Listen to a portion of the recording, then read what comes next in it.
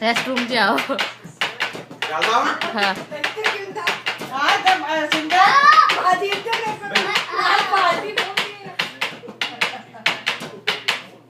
ਹਰ ਲੈਂਦਾ ਅੱਜ ਜਨਮ ਦਿਨ ਸੀ ਪਰਿਵਾਰ ਨੇ ਰਲ ਕੇ ਮਨਾਇਆ ਬਈ ਨਾਲੇ ਖਾਦਾ ਕੇਕ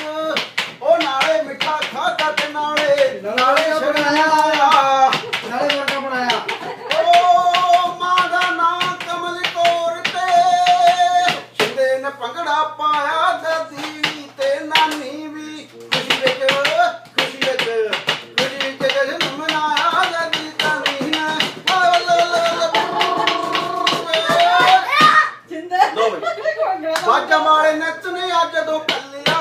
ਬਾਜਾਂ ਵਾਲੇ ਨੱਚਨੇ ਅੱਜ ਜਦੋਂ ਕੱਲਿਆ ਅੱਜ ਵਿੱਚ ਲਾਵਾ ਛੱਡ ਕੇ ਜੋਗਾ ਸਿੰਘ ਜੀ ਗੁਰਾਂ ਦੇ ਵੱਲ ਚੱਲਿਆ ਅੱਜ ਵਿੱਚ ਲਾਵਾ ਛੱਡ ਕੇ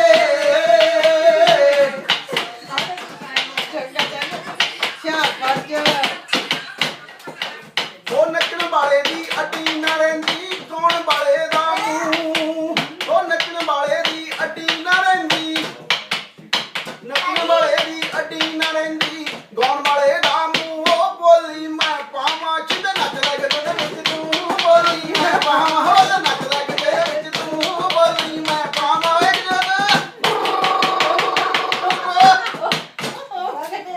ਹੋਰੀ ਬਰਸੀ ਕੱਟਣ ਗਿਆ ਸੀ ਕੱਢ ਕੇ ਲਿਆਂਦਾ ਅਮਰੀਕਾ ਪੂਰਾ ਗੱਦਾ ਉਹ ਪੂਰਾ ਹੀ ਓ ਯਾਰੀ ਬਰਸੀ ਕੱਟਣ ਗਿਆ ਸੀ ਕੱਢ ਕੇ ਲਿਆਂਦਾ ਅਮਰੀਕਾ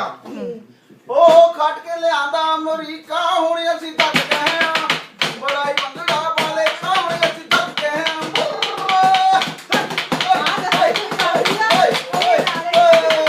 ਚਲੋ